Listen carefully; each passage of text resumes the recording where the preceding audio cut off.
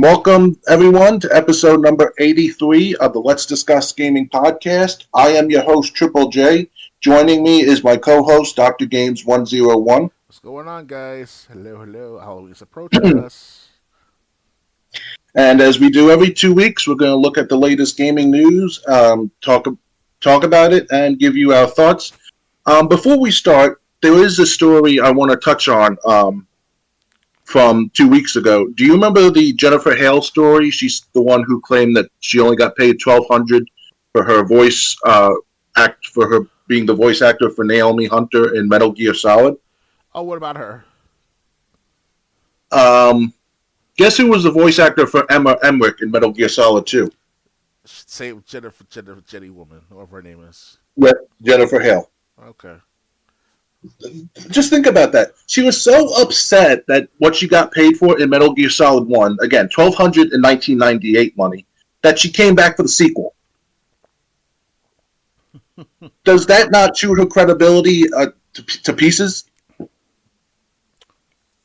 Now that you mentioned, there was a Jennifer Wood that displayed in Metal Gear Solid 2 when you played the game. When Yeah. you go up against Senior with Emma. Yeah, she complained. She said she wasn't happy with what she got paid for in Metal Gear Solid, which, to be honest, in 1998 was a shot at the dark because it was basically a brand new IP. No one really remembered Metal Gear or Snake's Revenge on Nintendo. But then she came back and did the voice for Emma Emmerich in Metal Gear Solid 2. If she was so upset with what she got paid, why would she come back for the sequel, is what I'm saying. I think I know what happened. Like 3 years after the release of the first Metal Gear, it did so much sales, but we didn't see the long-term effect of it until like 10 years later, 20 years later. So 20 years later, she's seen all these sales and proceeds that she could have had with both the first Metal Gear and second Metal Gear, that she feels like she's entitled to it now after all these decades. Hence 20 years later. So it's like too little too late on her part. Yes, if she wanted such a huge cut of the residuals, maybe she should have invested in the development of Metal Gear Solid or Metal Gear Solid 2. Or she could just be a Metal Gear Solid 3, like with Eva, if ever, or perhaps Metal Gear Solid 4. I'm still playing that game whenever I can. I'll try to do a gameplay of that sometime later next month, hopefully during Christmas and such. Other than that, yeah. Yeah, but I was watching a Watch Mojo video. I forget what the topic was, but it showed when Raiden. Oh, it was. I remember now. It was like most annoying escort missions in video games. Mm-hmm. And when it brought up, and it showed when Raiden first meets Emma Emmerich in person, and it said Jennifer Hale. I'm like, wait a minute. She came back for the sequel, even though she was upset with what she got paid for in the original. But we gotta remember, James, this is like 3 years after the first Metal Gear game that came out of the Metal Gear Solid, of course. So I guess if we try to connect the dots to timing of the sorts, she sees all this good revenue, this good coverage, exposure, the legacy of the Metal Gear Solid games, and so she wants a piece of that pie right now after all these decades. So she waited until the last moment for the matter. She basically. Yeah, that's probably true. I don't think she. To be honest, if she had tried this like 10 years ago, I don't think she would have been successful anyway in getting, residuals or stuff. But, she's looking at it like, hey, this game was a success. This game turned into a franchise of its own. And now she wants a bigger piece of the pie. That's why too. It's like 20 years later. 10 years ago, we had a HD collection for the Xbox 360 and PS3, and as well as Peace Walker, and as well as Portable Ops and the PSP games, Portable Ops and all. So it's kind of like, she saw the money that eventually will come into play 10 years from now, or whatever at the time 10 years ago, if not 20 years ago, especially. Right. That's her part. That's her part for being ill-conceivable with business. That's her fault. That's her fault. Yeah, I was just surprised when I saw it because I was just surprised when I saw that she had come back, especially after being upset with what she had gotten for the first one.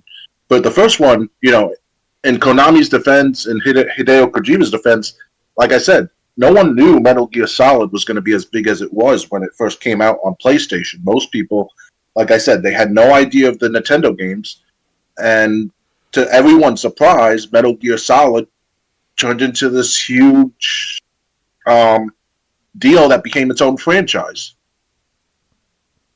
Gotta admit, it was perfect timing too, with all the terrorist attacks and rise of terrorism, the war on terrorism, 9/11 attacks, like all this shit happening. It was the right place, the right time for those games to come out over the last 15, 10-year period from 1987, 80, 89, and then also 1998, 2 years after the Oklahoma City bombings, and then also the World Trade Center attacks in 1993, and all. So it's kind of like, there's one big, build up of hype in a sense. So it helps out back then for its sales. So as a factor, one of the factors involved. Yeah, so I just wanted to touch on that because I thought that was interesting when I made that realization after we talked about it 2 weeks ago. Oh yeah, You ready to get into the stories for tonight, though? oh yeah. Let's do that. Okay. First story up. Call of Duty Modern Warfare 3 Diablo 4 won't come to Xbox Game Pass this year. Oh man. Almost 2 years ago, Microsoft announced it was acquiring Activision Blizzard for a colossal $69 billion. Reports say the acquisition deal is expected to close this week, which I heard it did, and Xbox players are anticipating the addition of Activision Blizzard games to the Game Pass lineup. However, a new tweet by Activision Blizzard makes it sound like the company's games won't hit the subscription service until next year. Plus, Activision Blizzard says it won't be adding the upcoming Call of Duty Modern Warfare 3 or the recently released Diablo 4 to Game Pass this year. Here's what Activision Blizzard said in a tweet posted yesterday. It's awesome to see anticipation building for Call of Duty Modern Warfare 3 as we continue working towards regulatory approval of the Microsoft deal. We've been getting some questions whether our upcoming and recently launched game will be available via Game Pass. While we do not have plans to put Modern Warfare 3 or Diablo 4 into Game Pass this year, once the deal closes, we expect to start working with Xbox to bring our titles to more players around the world. And we anticipate that we would begin adding games into Game Pass sometime in the course of next year. Diablo 4 launched back in June, and we had a great time with it. You can read about why in Game Informer Diablo 4 review. For more about Call of Duty Modern Warfare 3, check out our Game Informer preview here, and then read up on the biggest Call of Duty Modern Warfare 3 news from last week's Call of Duty Next live stream. What's the first Activision Blizzard game you hope gets added to Xbox Game Pass? Hmm. That's the question you said. Yeah, Well, like if yeah. Go on.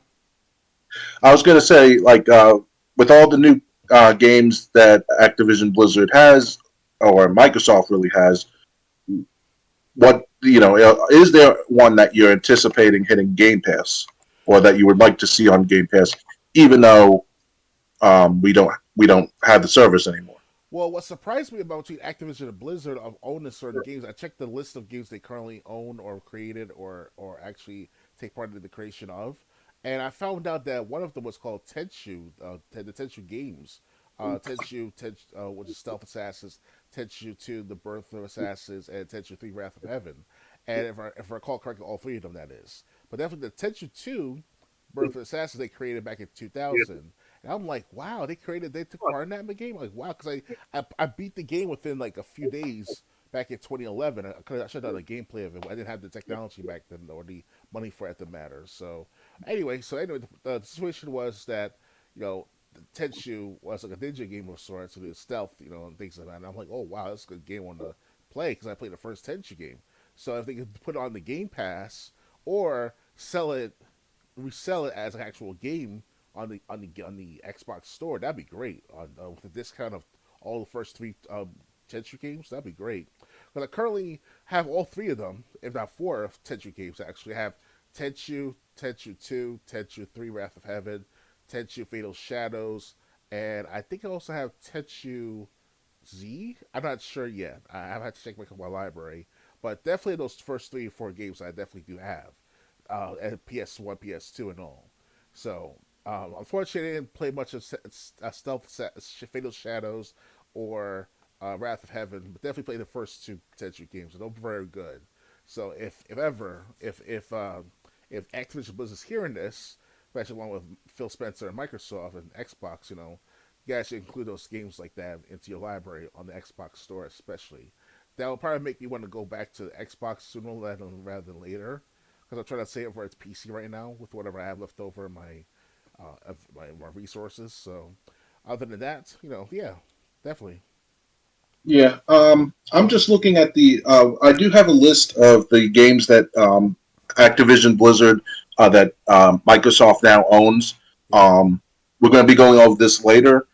Um, Gun, wasn't that just like a standalone game? Gun, That I don't remember that like having any sequels or anything. Gun the game. Yeah, This is a familiar title. Is it like a rail shooter? no, it was a Western shooter like Red Dead Redemption. Hmm. I heard that name before Um, though. I didn't know Activision Blizzard had that. They have Crash Bandicoot after Activision acquired Vivendi Universal in 2008, so they have Crash Bandicoot now. Oh yeah, Um, Crash Four. I I'm think just I looking think at I think all right. they got Prototype Yeah, I heard that those now. good games. Those were good games. I played a couple of them. I think I played both, but I never beat either. Okay. And like you said, they have the Tenchu series. They got Tony Hawk's Pro Skater. Oh yeah, They should add one. one They should add Tony Hawk 1 and 2 to Game Pass. and three. Yeah, The well, at third least the one, first two. because the third one I have to say is the best on the PS2. After Tony Hawk Pro Skater 4 and 5, it was like going downhill after that, in my opinion. Well, especially 5 with only the park builder on the actual disc. Um, Yeah, I'm sure that fucked over yeah, Tony Hawk's proceeds. yeah. So I mean, I would say yeah, Crash Bandicoot definitely maybe those first few games that came in the Insane trilogy. Um, Tony Hawk, the beginning games, Tony Hawk 1, Tony Hawk 2. Um, and yeah, you know what? Bring Gun back because I don't think many people got to experience Gun. And it was on a TV commercial too. Last time I checked too, right? Not that I know of. No. Okay. It could be. The It only could the be. only reason the only reason I know and I played Gun is my friend had a PS2. I think was yeah he had a PS2. He had 6 PS2 games left over, and basically he wanted to sell them to me, and Gun was one of those games. Hmm. He had like Gun. He had 25 to Life. He had Madden 10. I think he had like NC. I think he had MVP Baseball 2004. Um, I I think Madden 10 might have been one of them, Okay. and he might have had like a Guitar Hero game. Hmm. But yeah, so yeah, so those are the franchises I like to see hit Game Pass: Tony Hawk, Gun, and Crash Bandicoot. Okay. Okay. Ready to move on? Let's hope one day too, after the price increases, and I found out that the Ultimate Pass is $16.99 a month for everything. I hope they'll include more than 100 games instead of it's 100, maybe like 200, if not 300 this time. You know. Who told you there's only 100 games on Game Pass? Unless you're talking about the PC version, Oh well, the original concept of the original placement of the Game Pass was 100 games dude. rotationally. When I had Game Pass, I actually counted all the games that were available. It was over 300. Wow. Okay, so that is recent too, right? Huh? Was this recent you counted the games? I counted the games like I counted like 7 a row, and then like there was like 7 in a single row, and then I just counted the rows one because I wanted to know how many games were available on Game Pass to play, Hmm. and it came out to like over 300. And when did you do this? When did you count the games? Um, Geez, well, I haven't had Game Pass since May, so it might have been even like it was definitely when I had Game Pass, so might have been like a year or two ago. Oh wow, it's changed. It definitely changed a lot then. Okay, never mind. Yeah. Sorry about that, guys. It's hard to keep track of everything because the game library of Game Pass and all. Because every few weeks, few months, they change the library, as you can tell. So Yeah, and we'll be going over that, I think, later this podcast. okay, ready to move on. Uh, Ready to move on? Yep. All right, next. Dead Island 2 story expansion pits players against a Malibu cult next month. Dead Island 2 is getting its first story expansion dubbed House. The adventure whisks players to new locations to take on a mysterious cult while surviving that pesky zombie apocalypse. This new storyline enters our techno-death cults hosted by its crazed leader, Constantine, who believes such battles are the paragon of the future. The adventure unfolds in a Malibu villa, described in a press release as a deranged labyrinth of biomes where national architecture is subverted by expanding narrative spaces. Your guess is as good as ours to what that means, but House features 8 new cards and new weapons, such as the long-ranged K washbow and the flame-spewing hog roaster. Developer Dambuster Studios has not posted a trailer, but did release a few screenshots that you can view below. Dead Island 2 House launches on November 2nd. You can read our review of the base game here, and be sure to check out our deep dive feature on the development of Jaeger Interactive's scrapped version of Dead Island 2. So, what do you think about Dead Island 2 getting its first story expansion? Because I don't think either of us have even played the base game yet. Unfortunately, I never played Dead Island 2 yet, and I'm very surprised. It took not surprised, but it took a while for them to make that game Dead Island 2 its fullness because the last time I was hyped for the Dead Island 2 was back in 2016 when I saw that trailer of the guy with jogging and shit like that that turned into a zombie in real time. So it's kind of like kind of funny at the same time, disgusted looking, but that's how the cookie crumbles at Dead Island. Uh, Plus, also, and the last time I played any other Dead Island games was the first Dead Island. I got for about less than $5, and also on the Game Pass 2 years back, of course. But I had to start the game over again due to saving issues. But Dead Island, first Dead Island was all right to play. So if if they can like put it into a bundle, Dead Island 2, like a year one edition or perhaps like an anniversary edition, some sort of that matter, I'll buy a copy of it. Try out Dead Island 2. Yeah, I never got into the first Dead Island. I was always paying more attention to Dead Rising, to be honest. Right. But I mean, Dead Island 2 sounds awesome. We watched the trailer of the base game on this podcast. Oh yeah. So it looks but I want to know what the story is behind this cult. Because did you ever play the first Dead Rising game, Doctor Games 101? I played the demo for a few minutes. And I also played about first 30 minutes of the actual full game. So I don't have much to say about the Dead Rising altogether.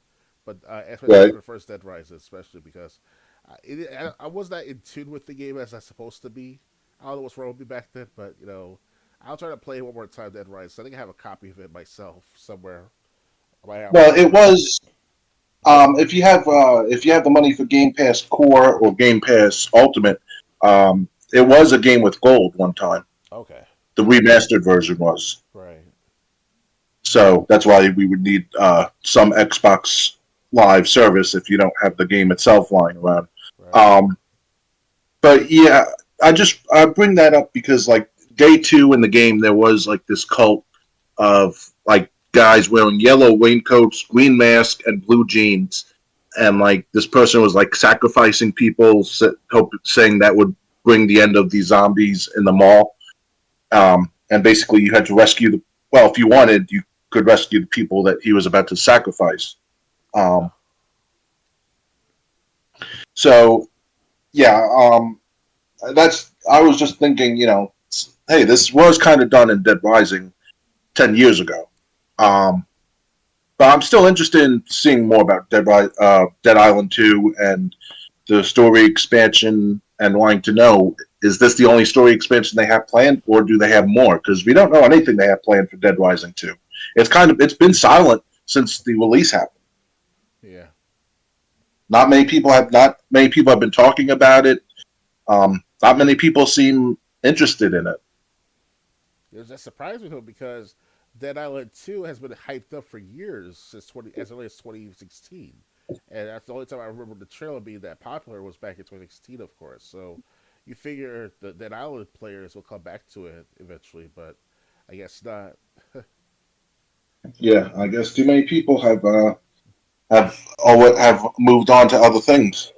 Yeah, that's what happens when you try to hype up a game like 5 years in advance, like prior to the release, because we will forget about it and move on to the next of other franchises.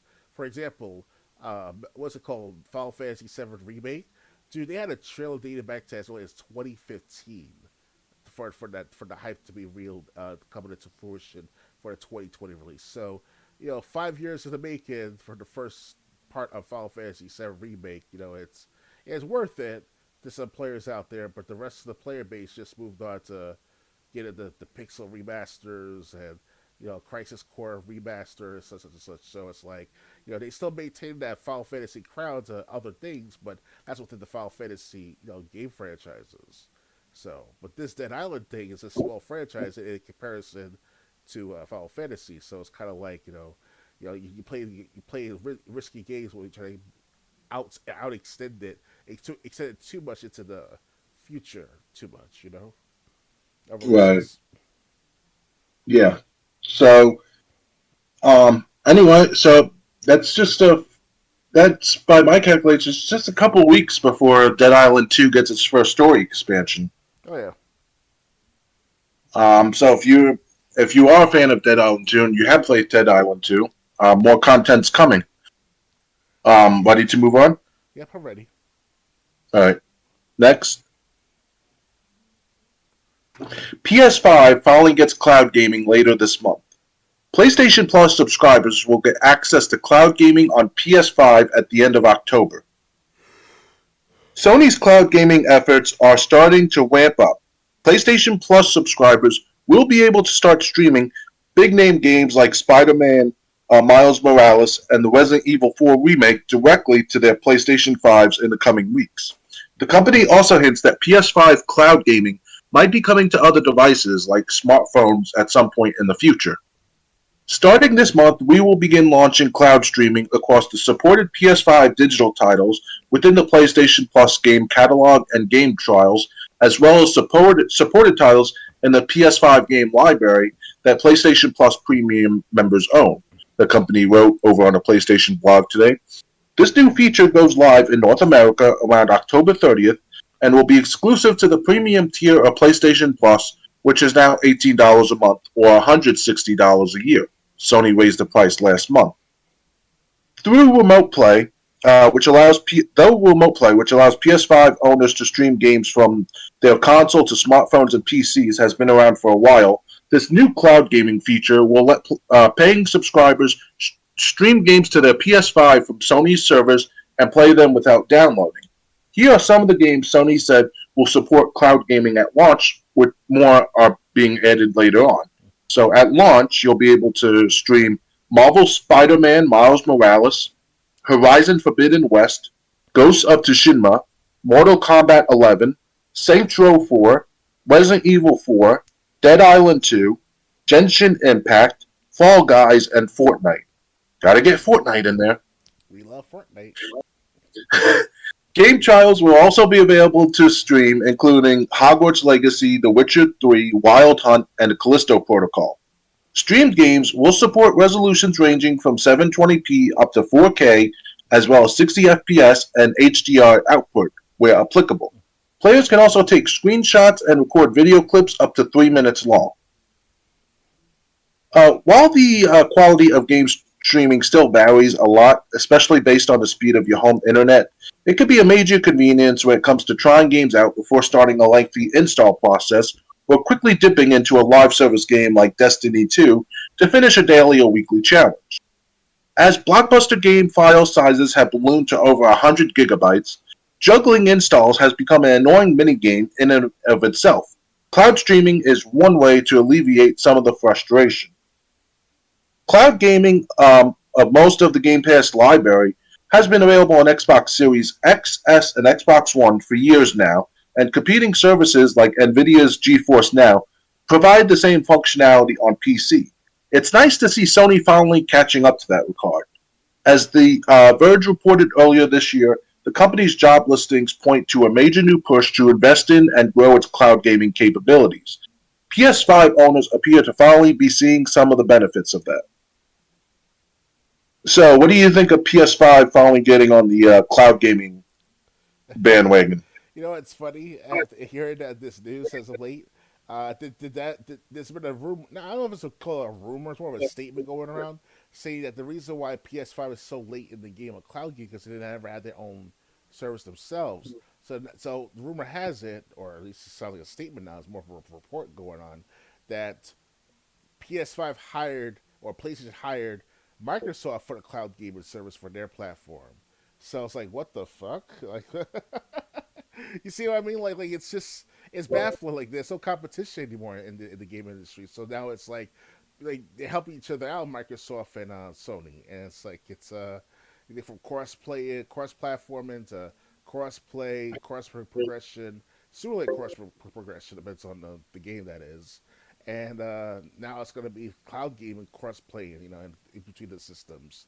So not necessarily is a little like directly involved with each other's system services, but Sony is hiring Microsoft for the cloud services. So it's like they dominate in that. Microsoft, they've been promoting that for years now, especially since as early as 2016, 2015, with Quantum Break and all the promotion of Quantum Break games and all. Um, it was a big deal back 10 years ago for me to get the cloud gaming, but now it's Yeah. now it's like we find out that it's not perfected yet. The cloud gaming of 100% in most users that uses it. In my opinion, that is what I found out because I personally have cloud gaming before I stopped paying for Ultimate Pass. So it was working well for me at first with Halo Infinite. Then also what's called games like that of what's it, Dragon Age Inquisition? I think it was. No, I'm not sure about that game, but I think that was on there. okay, but definitely cloud gaming for the Halo Infinite. It worked all right. It was a 1080p 4K style type of format, so it was all right. But yeah, man, it's like they're a little late to the game, PlayStation, Sony, and hopefully, yeah, it's like you're 5 years too late, but it's better late than never. That's what I was just about to say. Better late than never. And like they said, this is just the beginning titles. There will be more available after their service launches. Yeah, Um, but they're coming out with the big hits. Saints Row 4. Spider-Man Miles Morales. Games that still are fun to play. Even 10 years later. right. Um, yeah, so good for Sony. At least they said the premium members will be able to enjoy this feature. Yeah, let's hope. Uh, If I can say this, though, Go on. let's hope within the next 10 years, Sony will eventually overcome Microsoft's cloud gaming service and have their own cloud gaming service, which I doubt it. Because they've been losing money for the last several years now, Sony, because if their karma is catching up to them, meaning that whatever they were doing for the last 35, 40 years with like backstabbing and backstabbing, cutthroating people in the business and all over those decades, it's catching up to them. Being trusted by other future investors, future dealers. So it's horrible for Sony for them to go into this cloud gaming with Microsoft so soon because they can be gobbled up by Microsoft eventually, in a sense, or at least the Sony brand will be gobbled up by Microsoft, and Sony have to sell PlayStation and just see what happens. It could happen. You never know. It may happen like that in the future. That's how I predict but, it. on the, but on the other hand, Microsoft could end up going belly up if the doom and gloom Phil Spencer has been spreading around is true. That too. Because either way, at this And keep rate, in mind, the original PlayStation, was originally supposed to be a CD add-on for the Super Nintendo when Nintendo was competing with Sega. right? So, Oh yeah. I'm like I said, better late than never. More services offering this is better for the consumer. Um, especially if you can afford more than one console. Oh, yeah, definitely. Um, I'm gonna have something to say about that later on also. But like I said, better late than never. I hope Sony is this benefits Sony just as much as it benefits Microsoft. Oh yeah. Ready to move on? Yeah, I'm ready. All right. Next, Game Pass Day One release sees weak commercial reception. Paradox Interactive is writing off the production of the Lamplighters League. The Lamplighters League, a turn-based tactics game from Paradox Interactive, has been determined as a commercial failure only a week after release. Paradox Interactive disclosed in a press release that it will write down the development cost of the Lamplighters League. The game's total development cost of MSEC 320, approximately $29 million, will be marked as cost for the fourth quarter of 2023. The current impact of the game on profit before tax was estimated to be MSEC minus 248, approximately uh, losing 22 million.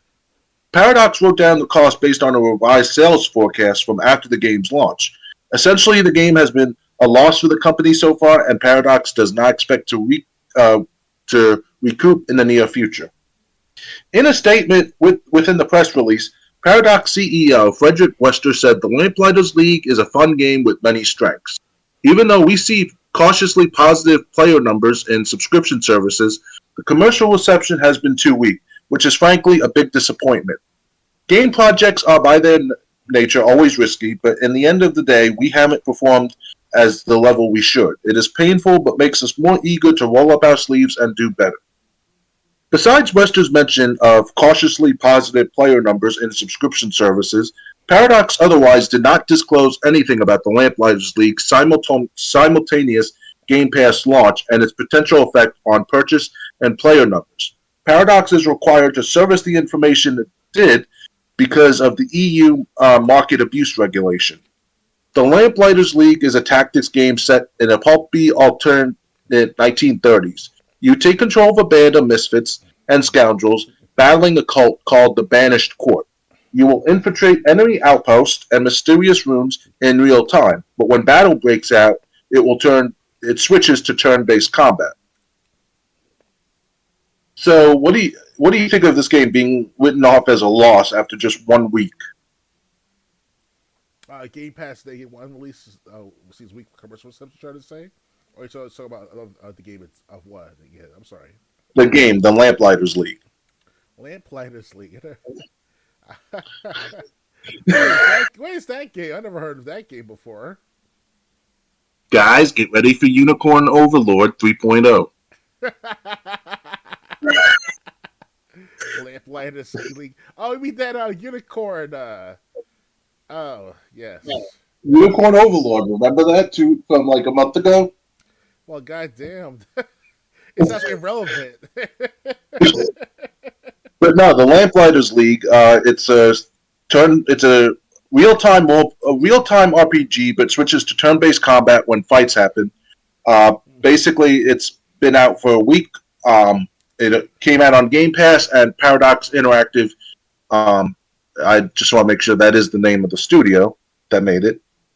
Yeah, Paradox Interactive said that it's writing down. It's basically a loss at this point. Yeah, but it sounded like that game title alone. Yeah, it's not going to do so well.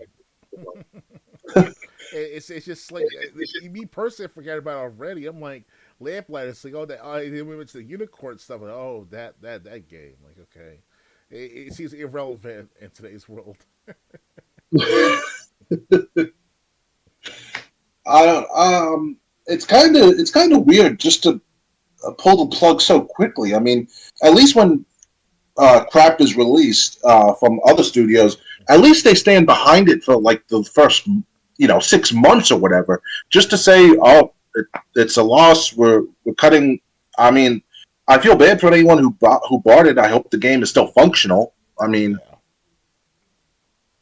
if anyone did buy it. Yeah, But it's yeah, they said they lost 22 million and they spent 29 million on it. hmm.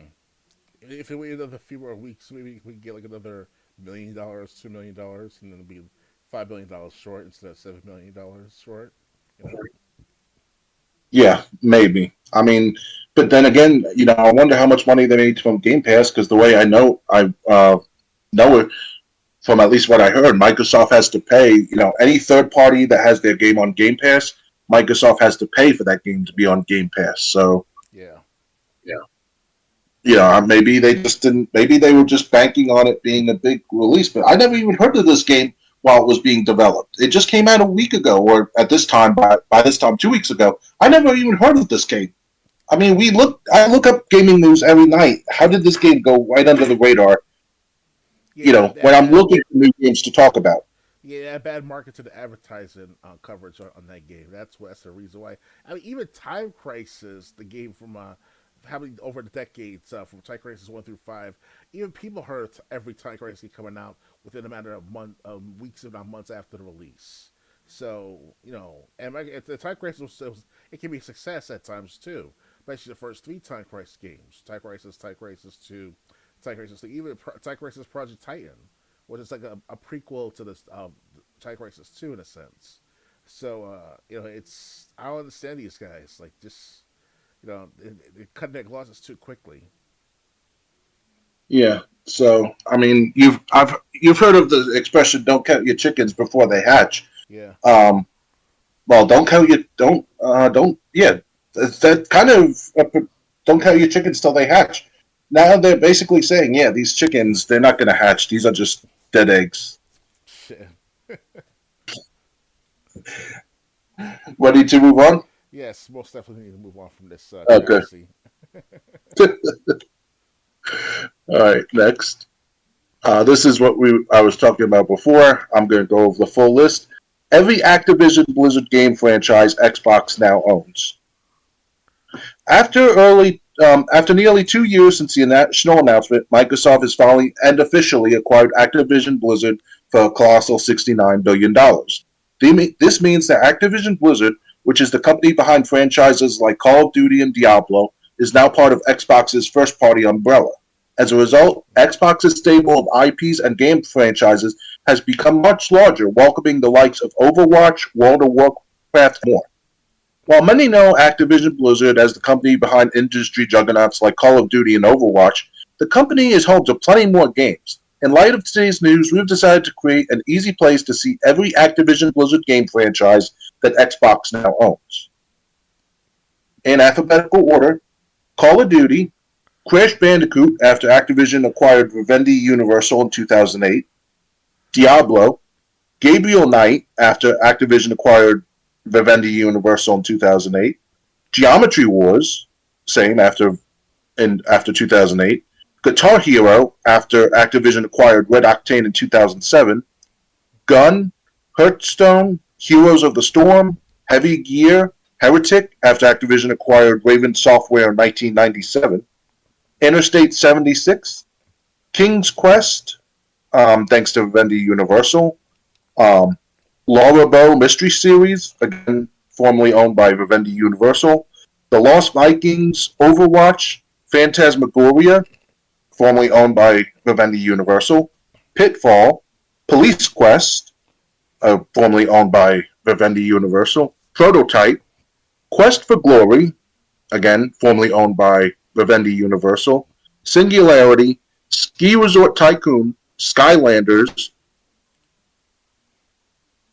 Soldier of Fortune, Space Quest, formerly owned by Vivendi Universal, Spyro, after formerly owned by Vivendi Universal, StarCraft, wow, SWAT, SWAT is a part of the Police Quest series Activision acquired, which was owned by Vivendi Universal, Tenchu, but only the games released before Activision the franchise rights to From Software in 2004, Tony Hawk's Pro Skater and associated titles, True Crime. Man, I forgot about that franchise, Yeah, True it's one of Crime. my games, the True Crime. Ultimate Soccer Manager, which was formerly owned by Vivendi Universal, Warcraft, World of Warcraft, and Zork after Activision acquired developer Infum in 1986. Hmm. This is every King game Xbox now owns. Because Activision Blizzard purchased King in February of 2016 for $5.9 billion. So now these games belong to Microsoft also. Bubble Saga, Bubble Witch Saga, Hoop de Loop Saga, Candy Crush Saga, Pyramid Solitaire Saga, Pet Rescue Saga, Papa Pear Saga, Farm Heroes Saga, Pepper Panic Saga, Bubble Witch 2 Saga. What's with all the sagas at the end of these titles? Diamond Digger Saga, Candy Crush Soda Saga, Alphaberry Saga, Scrubby Deb. Okay, I'm gonna stop saying saga. Alphaberry, Scrubby Dubby, Paradise, Blossom Blast, Candy Crush Jelly, Farm Heroes, Shuffle Cars, Bubble Witch 3, Legend of Soul Guard, Diamond Diaries, Candy Crush Friends, Pet Rescue Puzzle, Knighthood, Epic RPG Knights, Crash Bandicoot on the Run, and Rebel Riders. While many of these games and franchises have been dormant for years, even decades in some instances, they are nonetheless under the Xbox umbrella now. This means Xbox could theoretically revive any of them, or create sequels to games on the list. For example, just this week, Activision Blizzard CEO Bobby Kotick reportedly held an all hands employee meeting when he was interviewed by former late night host James Corden about a potential Guitar Hero revival and more. Speaking of Kotick, he will remain Activision's Blizzard CEO through the end of the year after Xbox head Phil Spencer asked him to help with the company transition. So, um, any more games you wish that would be that Xbox will basically revive? Uh, well, if they can provide the Tenchu series, that'd be great. You know, that earlier I mentioned in this podcast episode. Um, Yeah, Personally, myself, I mean, as a business person, I don't want to own too many franchises or too many IPs that I'm not going to use, especially because it'll just be dormant and just be like, considered to be like a waste of money, and as well as you're also hindering the game experience overall on future players as well if you're not going to use them at all. For example, games like what I keep saying 10 years, but it's been so many years we haven't heard from that game in years now. It's been like 15 years almost last time they made a game of Tenchu. So it's kind of like yeah. are they really going to revive these games, especially the Candy Crushes and the King games, sagas, and all that stuff. So it's kind of like it's is it Well, I really think worth it? those King games sound like they're for mobile games. Right, that too. But still, I could be wrong, but like I've never heard of any of these games released on a console. oh, definitely, you're right. I And would they say, said, and my not to cut you off, but I remember Microsoft saying the one reason they wanted Activision Blizzard was they wanted to expand their reach in the mobile market. okay, I see. So like Crash Bandicoot on the One, that must have been a mobile game because I never heard anything about it. Yep. Oh yeah. It's something to be looked at with what is Microsoft going to do for the next 5 to 10 years of these franchises, these IPs and all. I'll give them time to see what they're going to do with them. But for the last couple of years now, Microsoft already acquired other resources of the IPs and all, and they barely used them, or if ever, they don't really give them direction to make new games. So it's we're looking at Redfall, Starfield. I mean, those games, of course, they could have been The a less said course. about them, the better. What's that? The less said about those two, the better. Yeah, they could have actually put more resources into that game to make it better before releasing them, but they never did. It was about cheap, quick, fix them up. Let's just put it out there and see what sticks on the wall type of matter. And they knew that these consoles are very expensive in today's world. The Xbox Series, the 14 teraflops, and then as well as you reduced down the frame rate from 60 frames to 30 frames on Redfall and Starfield. So you gotta make the game, at least the gameplay, way better than ever before to make up for that. But to no avail, Redfall was a commercial failure, and Phil Spencer admit that. And then Starfield was later on that a partial failure in a sense. So it's kind of like it's the Microsoft is chewing off more they can bite. It can just you know it's just ridiculous. Like they're overdoing it. This is what happens when you let too many companies or too many games of different companies combine into one company, and now they just sit there on the shelf, or they're just not really being pushed into the proper projection or direction, even to make sure that they're working well and for the gamers, that want to play these franchises, these IPs. So Right. Yeah. Well, like I said, I brought up the games that I wanted later. Like I heard True Crime. Like I missed when I perused through the list earlier. True Crime. That I've never actually got to play either one. If I did, I played one of them for like a few minutes, and everyone told me how much like True Crime Streets of New York was better than True Crime Streets of LA. But they both were good games in their own right. So maybe, hey, you know what? Put if you're not going to do anything with like the True Crime series, at least put the two older games on Game Pass. oh yeah, We're talking games from like the PS2 era.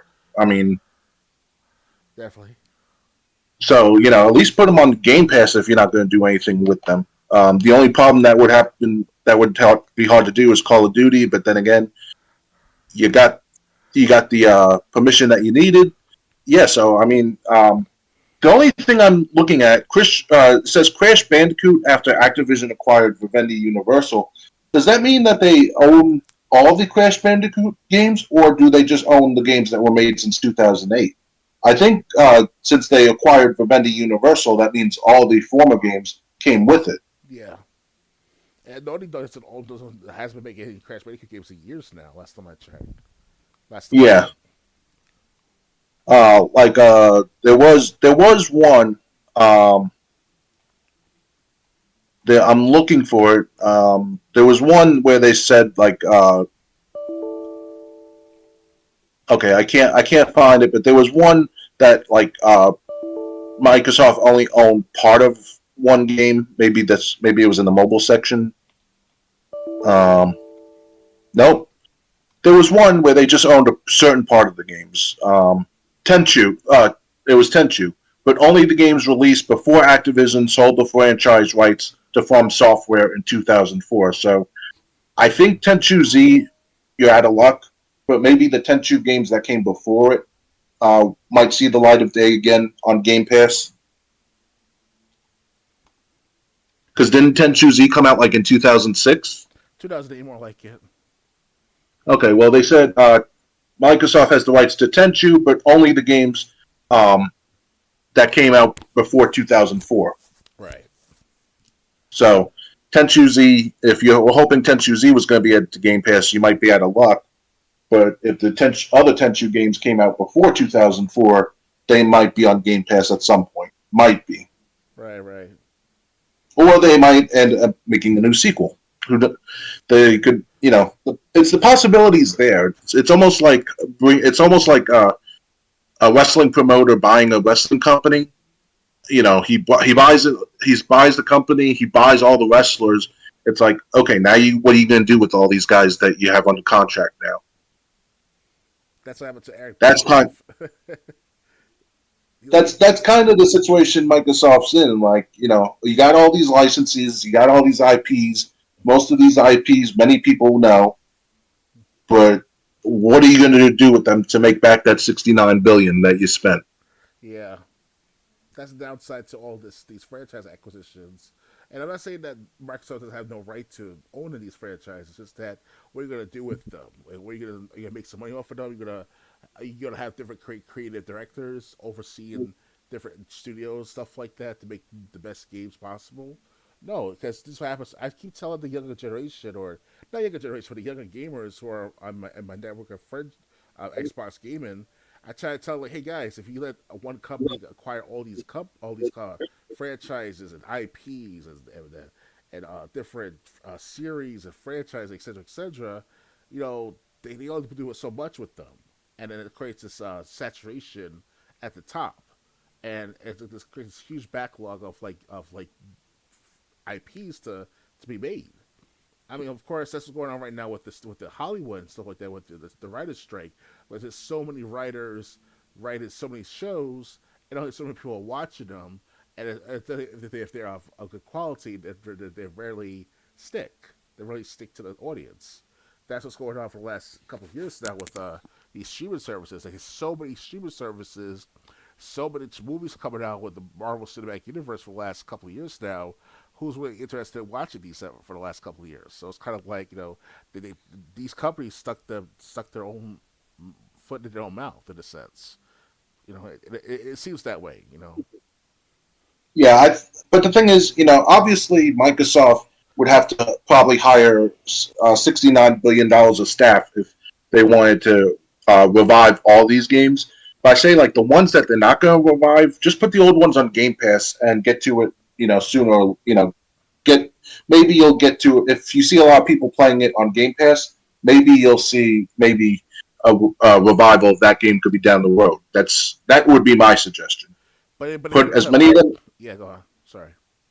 put as many of them as you can on Game Pass, even if you have to do it, over time, months of time, or even years of time, and see if people are going back to these games. If they're going back to them, that means there's still interest in them. If they're just sitting on Game Pass, maybe they won't be on Game Pass for so long. Hey, what's That's what if I can say this that's what though? I would do. Yeah, if I can say this though, Triple J, um, that they're willing to. I'm not trying to say that, like I said, they have every right to these franchises because they bought them and such. But if they could just like promote them, market them accordingly, properly, like they did back earlier this month, because they did a promo trailer of all the games they acquired from Microsoft Activision and all. And they can do something like that, but expand on different games with the titles involved in each part of the trailer, like they did happening with ID and Xbox and all. Perfect. That's perfect right there to put in addition to call it the Renaissance at Xbox, some shit like that, something like that. So Right. like they put it to that kind of project promo, or project advertisement, or project marketing, yeah. So Yeah. So, like we said, it's all about what they're going to do with them now. And I just said Game Pass would be a good idea, at least to gauge interest in which franchises people still care about and which franchises people don't. yeah, But it's up to Xbox, because I know a lot of the spotlight was on Call of Duty specifically, and we know Call of Duty is going to continue. There's no question about that. But it's like, you got about 60 other franchises now that you could revive or make a sequel for if you want. hmm, You got to find out which ones are still going to be marketable and which ones aren't going to be a waste of time to invest money and time into. oh yeah, But yeah, I just hope I'm just excited at the possibilities from Microsoft. You hmm, know, like I said, I want to see true crime. Hopefully, we don't get another Tony Hawk 5. Um, I want to see. I'd love to see more Crash Bandicoot games. You know, heck, make a Gun sequel. Gun was like I said, Gun was a one-time thing, and it was a good game. It could be the not the competition, but it could be an alternative from Red Dead Redemption. You're letting Red Dead Redemption capitalize um, on all the Western themed open world adventures. Now, Gun could be, now that you own Gun, you could bring it back and try to make that into its own franchise if you have any story ideas. if I compare apples uh, a rutabaga, it's still food. But what I'm trying to say is that, like, example, like Clint Eastwood Western movies.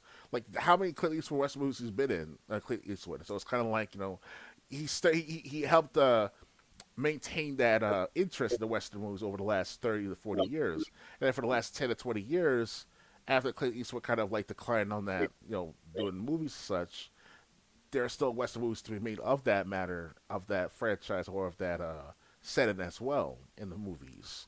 So it's kind of like comparing that with what you just mentioned just now, with with the IPs and all, with the Western movies, Yeah. Western video games, like Red Dead Redemption and all. So Yeah. So anyway, only time will tell, but we'll be keeping an eye on what Microsoft does with these IPs. Ready to move on? yeah, ready. All right. Next. Let's see. Okay. Sonic Superstars early reviews wish it would pick up the pace. The 2D platformer is good at nostalgia, but its gameplay can be frustrating. Sonic Superstars has developer Sega journeying all the way back to the beginning of the Sonic franchise, remembering when it was born in 1991 in the 2D tropics. Like nostalgic platformer Sonic Mania did in 2017, Superstars devoutly walks the same path as Sonic the Hedgehog and its early 90s sequels.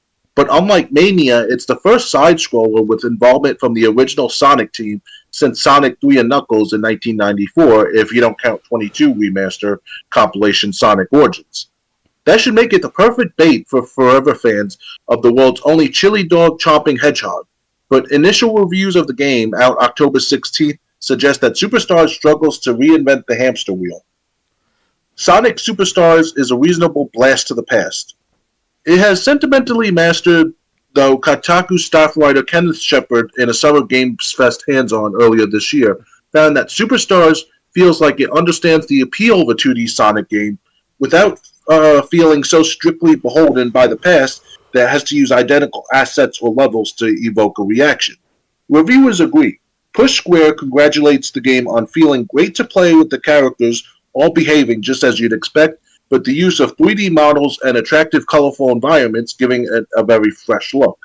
In its 4 out of 5 stars review, BGC also commends Superstar's dream visuals and authentic soundtrack from Sega composer John Senor. But siphoning the past only gets Superstars so far, some reviewers say. A line writer, Jada Griffin, enjoys Superstars' incredibly charming main game modes, a 3-story campaign, 8-player battle mode, and timed attack, which nail the classic aesthetic, but have some questionable placements of hazards and enemies. I didn't feel the speed I've come to expect over the past 30 years of Sonic, Griffin continued, but at least collecting the power-giving Chaos Emeralds is more straightforward than ever this time. And they newly provide characters with limited skills that restock at checkpoints. This all leads itself to a fair amount of replay value. Push Square said in its review, helped by large co-op friendly stages and Sonic, as he always is, including the relatively new drop dash, while Tails can fly, Knuckles can glide and climb walls, and Amy can double jump and attack with her hammer.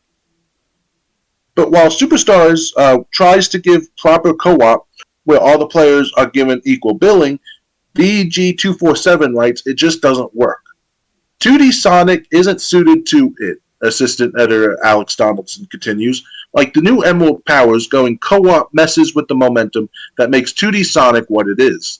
Still, while there are some frustrations and an inconsistent air of quality across its 12 zones, says Game Radar in its 4 out of 5 star review, it is fundamentally well produced, brimming with things to do and modes to play.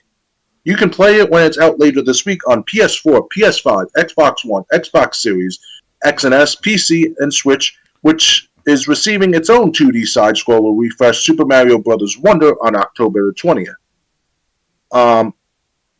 So these are just the reviews.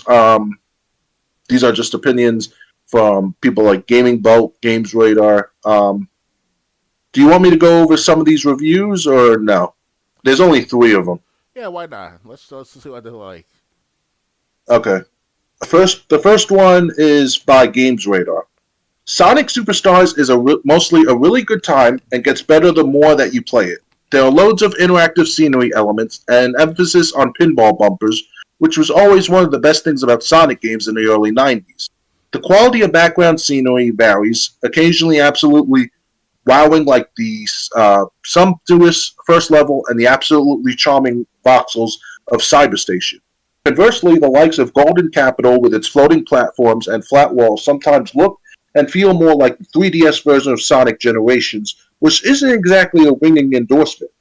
It at least always runs smoothly on the PS5 version I tested, but if only it could all look and feel like it does in its best moments, Superstars would be an all-time classic.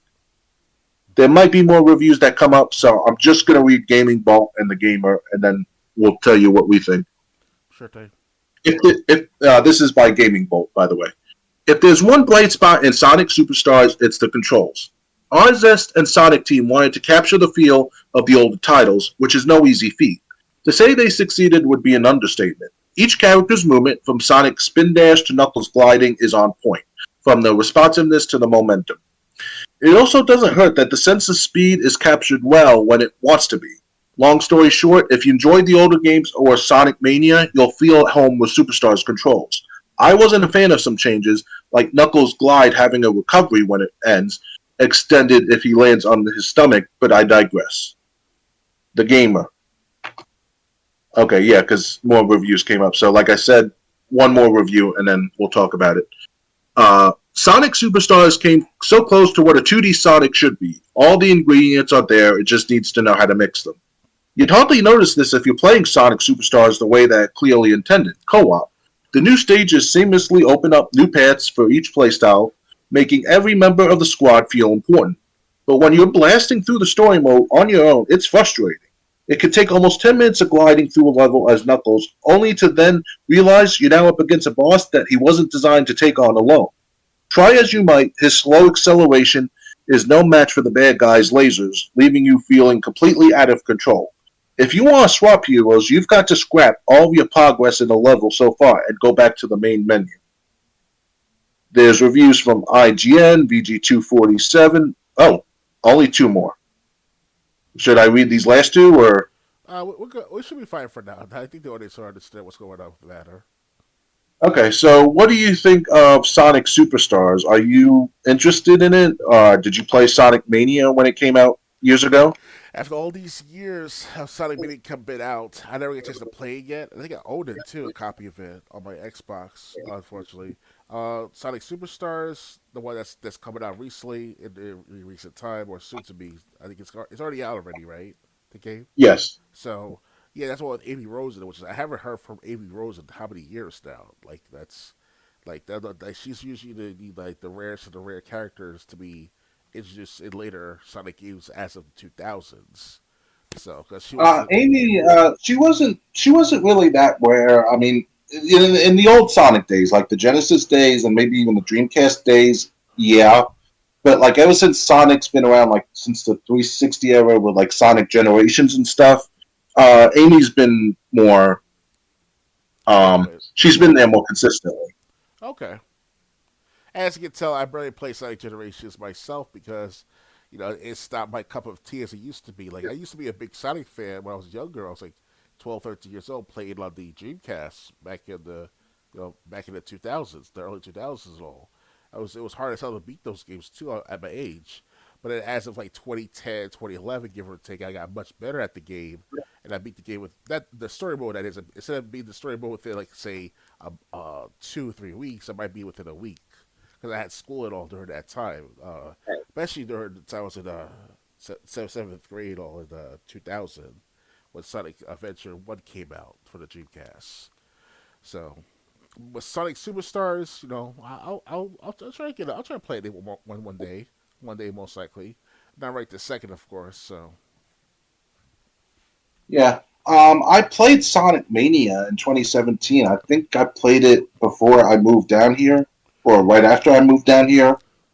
Um, I think I did. I I got up to the last boss on Sonic Generations. So on the 360. So I'm a big fan of Sonic. I grew up with Sonic the Hedgehog 2 on Sega Genesis. I did not really play Sonic during the Dreamcast era. Just the Dreamcast era was only around for a year or two, and Sonic was just one game I didn't have. I had other games though. So right, yeah. So I mean, I'm interested. I'd be interested in trying this out. It's a brand new game. Um, Unfortunately, I'm just not looking into buying newer games at this time. If anything, I'm going to buy older games. We'll get into that a little bit later. Um, but yeah, so I mean, it sounds like people are just. I don't like the. I mean, I don't like the fact though that what one reviewer said, where like if you play as one guy and you realize you're totally under prepared, you have to play as someone else. You have to go back to the main menu and redo that all over again. Yeah, that sucks. Um, but yeah. So I mean, and it's not a 2D game; it's a 3D game. I think people are starting to forget that. Uh, you know, obviously you want what it felt like in the '90s and early 2000s, but at the same time, it's unless they created a 2D side scroller, it's not going to be that way. It's more of like a 2.5D, like Explosion Man, a Misplosion Man. You ever played those games Okay. before? No, but I know Batman: The Brave and the Bold was 2.5D side scrolling. Okay, So because Explosion Man, especially Misplosion Man, they upped the ante on the 2.5D graphics. They were very good at the time when playing Misplosion Man, and took me a while to beat the game. Especially over the couple not couple of years, but I played every day for like the first month, and I finally got up to the third level, the third world or the fourth world or whatever it's called. Went up against the one with the big old biddies as they called them. On a serious note, though, that's what it's like in the game at the end of Disclosure Man. So because you fight as this it's a format of like the just the punching game from the Nintendo game. You know what I'm talking about, that punching thing, the punching game. you mean Punch Out? Yeah, that one, something like that. It's something like that. If they put that format, it's the last boss level of the Misplosion Man. Kind of Oh, interesting. okay. Yeah, it was pretty funny. And then you see Major Nelson taking part in the usher or the not usher the priest in marrying Miss Explosion Man and Explosion Man together. You're Major Nelson before, right? Yeah, I've heard of Major Nelson. Yeah. Yeah, he took part in the cutscenes of Miss Explosion Man at the end. So Oh, okay. yeah, unfortunately, he left the company as of earlier this fall, so it sucks. You know? Right. Yeah. Yeah. So I mean, I'd be interested in trying this game out just to see what it, see if people really are enjoying it. It's for and if you're like us with only older hardware, you haven't had the money to move up to the PS5 or Xbox Series, you can still get this game. Oh yeah, So that's a plus. definitely. Ready to move on? Yeah, ready. Okay. Next. Um, just one moment. Uh, okay. Now, okay, these 5 games are getting removed from Game Pass this month. Microsoft will remove a total of 11 games from the Game Pass library in October. As it does twice per month, Microsoft is removing another set of titles from the Xbox Game Pass library. There are 5 games leaving the service on Halloween, following the 6 that were axed from Game Pass on October 15th. Titles getting dropped from Game Pass on Halloween include Gunfire Reborn, Kill It With Fire, Persona 5 Royale, Signalis, and Celeste Crown of the Magister. Persona 5 Royal and Signalis were added to Game Pass in October 2022, so there's a possibility that Microsoft had a 1-year deal for these titles. Game Pass isn't just losing games in October, though. Like a Dragon Ishin comes to the service today on the 17th, while F1 Manager 2023 lands on October 19th. Day 1 launches like City Skylines 2 and Headbangers Rhythm Royale are also coming this month. For more, check out GameSpot's rundown of all the games coming to Game Pass before the end of October. Now that October's first and second waves of additions and removals have been announced, we know that Game Pass will have added 13 games and removed 11 during October, for a net growth of 2 games. There's always the chance of additional Game Pass surprise additions or removals for October, so this number could change. Looking ahead, Persona 5 Tactica is coming to Game Pass in November, with Persona 3 Reload coming in February of 2024. So, again, the games leaving on Halloween, they're all leaving Cloud Console and PC, are Gunfire Reborn, Kill It With Fire, Persona 5 Royal, Signalis, and Celeste Crown of the Magister. Are you going to be missing any of these games? Uh, Two specific I might miss the most. The other ones I don't really never heard of them before yet. That's unfortunately. Signalis I played, if I recall correctly, it's a flight simulator. So I played Signalis, or no, it's Chorvis. Excuse me. Signalis is a what? Is it a flight simulator or it's a I shooter? never played it, so I'm not sure. Okay, I could be mixing the two between Signalis and Chorvis. So, if I remember correctly, Chorvis is the flight simulator. So that was part of the Game Pass or Games with Gold at one point. Um, Now, Persona 5 Royale, I heard that Persona 5 was alright to play. I saw Shokyo, the Smash Brothers gamer, professional Smash Brothers gamer. He played Persona 5 for a few hours back in the day, back about a year ago, 2 years ago, and it looks good. It's Persona 5. I've always wanted to get a copy of it myself, Persona 5, but I was so busy with Persona 4 for playing the first hour and all, as you can tell from my gameplay on YouTube. So it was a pretty good experience playing Persona 4. Eventually, I will play the other Persona games. Just that so much to cover with the games over the last several years. It's not even a joke. So, like I said, give me time. I'll play Persona 5. Okay.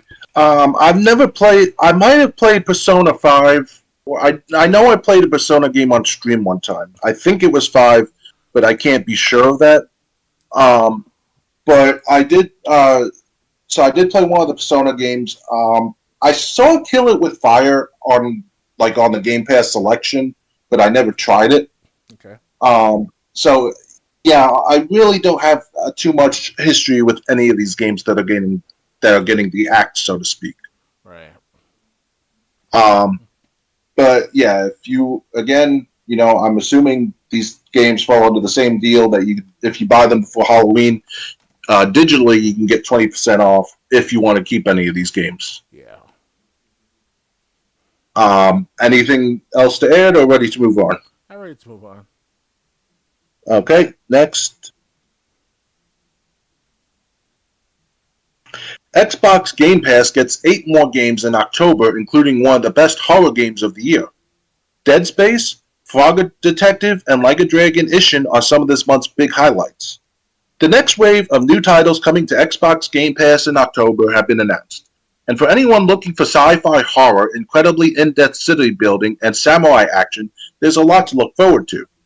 Kicking things off this month is Like a Dragon Ishin, a remake of a game that was once considered to be an impossible game to port to Western audiences. Set in feudal Japan, the game follows Sakamoto Ryoma in his quest for revenge during the dawn of industrialization in that nation. It'll be available from today on Game Pass for console, PC, and cloud devices. Next month, we'll also see the day one release of Like a Dragon Gaiden, the man who erased his name, which is set after Yakuza 6, The Song of Life, and during Yakuza Like a Dragon. During Yakuza Like a Dragon, so I think that's Like a Dragon is the one I played, so I guess this game's going to be existing in the same time frame. I thought it was going to be a sequel.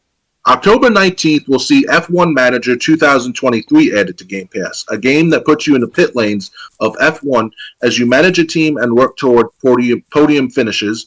And October 24th is headlined by the release of City Skylines 2. In this municipal management game, you'll be building your own city from scratch as you juggle the needs of your citizens, react to natural disasters, and manage your economy. Arriving just in time for the Halloween season on October 26th is Dead Space. The recent critically acclaimed remake of the 2008 horror game, Dead Space will be available for Game Pass Ultimate and EA Play members on PC, Xbox Series, and cloud devices. Like the original game, this remake is a terrifying dive into sci-fi survival horror as you struggle to stay a step ahead of disturbing monsters lurking inside the bowels of the USG Ishimura spaceship.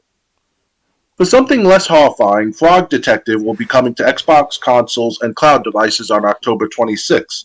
Already available on PC Game Pass, this is a charming investigative game in which you have to find clues, question suspects, and solve cases as the amphibian Gumshoe. Minico's Night Market, a cozy game inspired by Japanese markets, is also out that day on console, PC, and cloud devices, and Rhythmic Pigeon Simulator Headbangers on October 31st for cloud console and PC. Also out on October 31st is Juicin' for cloud console and PC, a climbing adventure in which you ascend a mysterious and ever-changing tower while accompanied by your watery companion, Ballast. We talked about the games that are leaving, so the games coming out again, already out now, is Like a Dragon Ishin, F1 Manager 23. Coming out in 3 days will be City Skyline 2 for PC only. Coming out in 5 days will be Dead Space for the Cloud series and PC, Frog Detective for Cloud and Console, Minico's Night Market for Cloud Console and PC. And then on Halloween, which is 10 days away, Headbangers Rhythm Royal for Cloud Console PC and Juiced Cloud Console and PC. And in case you're like us, you just have the old Xbox One. If it's cloud, uh, you'll be able to stream it to your console. You won't be able to download it.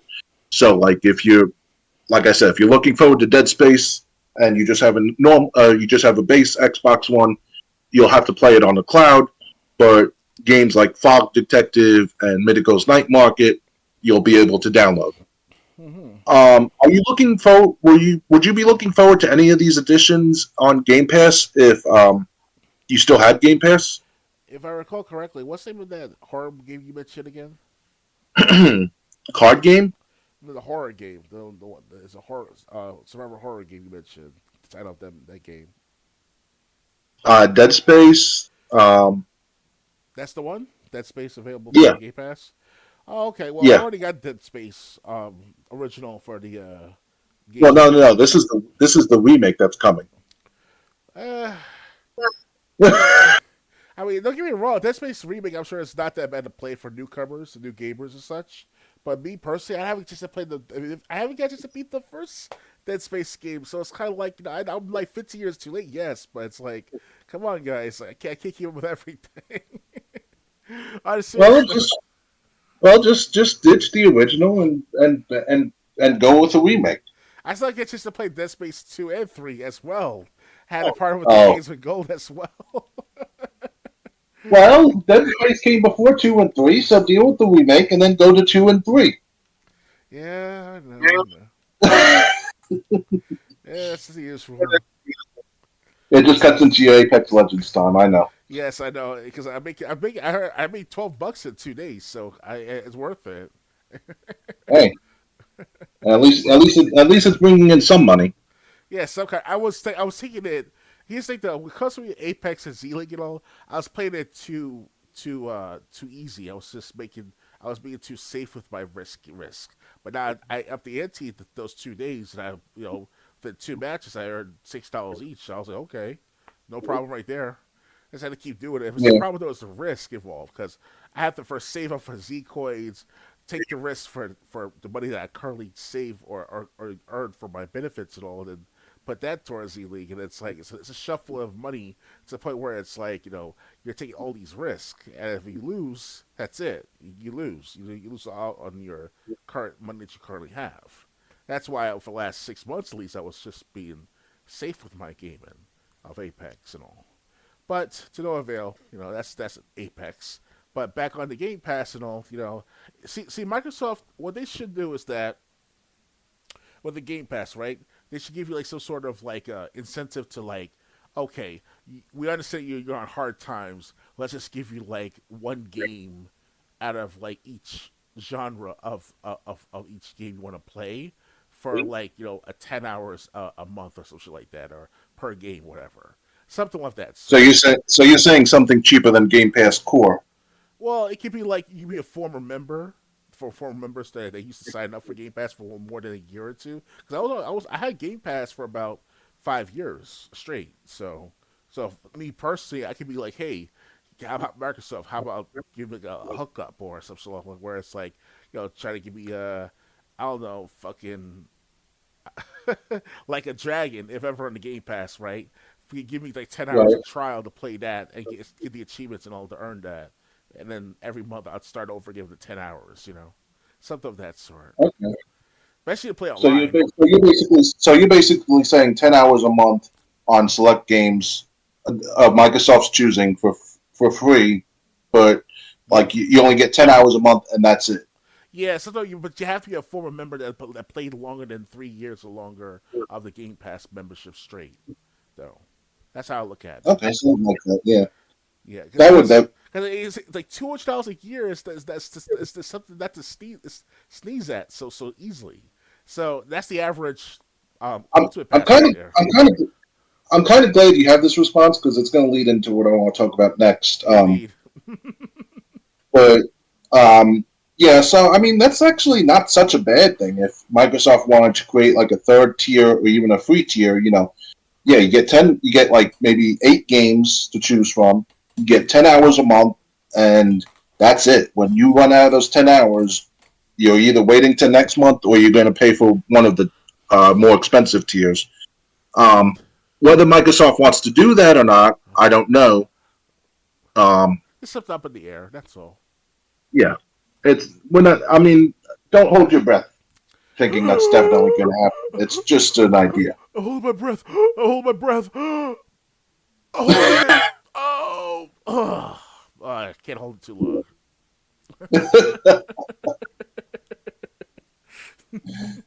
I didn't think Dr. Games 101 would take that literally. Yeah, Um, it's only for 5 seconds. That's worth it.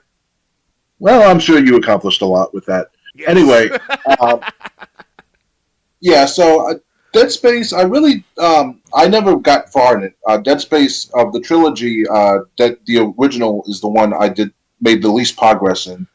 But I never got past 2 and 3. I got stuck in both games. Um, so, like I said, Ishin, like a dragon. If I still have the list up, um, yeah, I do. Um, Ishin, like a dragon, would be the game that I'd be interested in. Um, City Skyline, that's just on PC. So otherwise, I might be interested in that. Hmm. So other than like a dragon, none of these games would have interested me.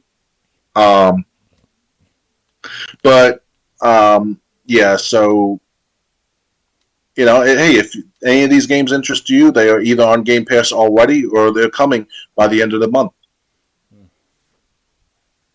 Ready to move on? Yeah, let's do it. All right. Now, this before we get into the next article, this is what I wanted to bring up. I did put this on the list.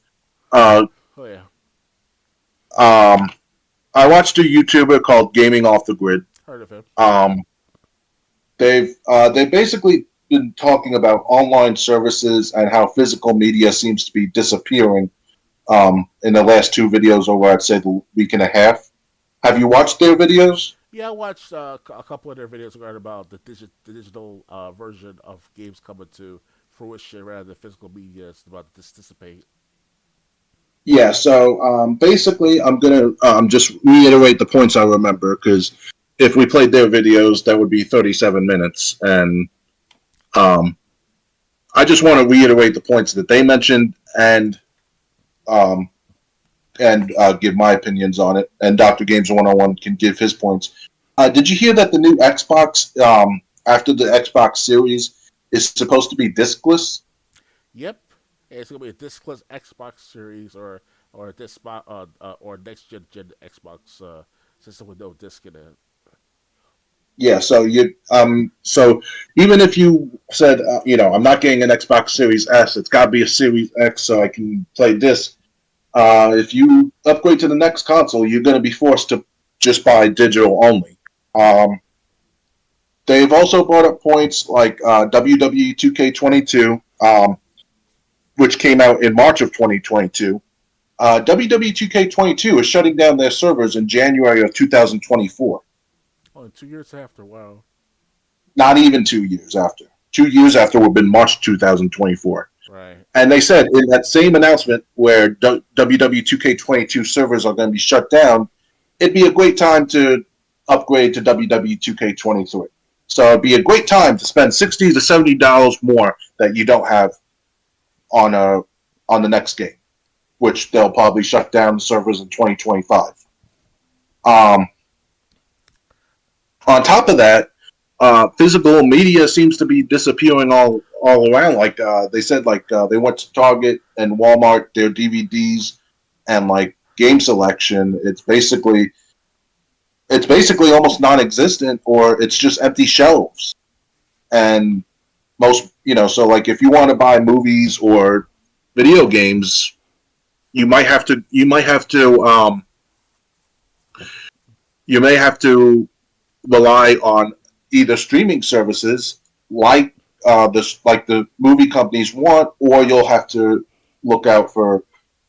stick to older movies like and get DVDs, Blu-rays, or even VHS tapes Hmm.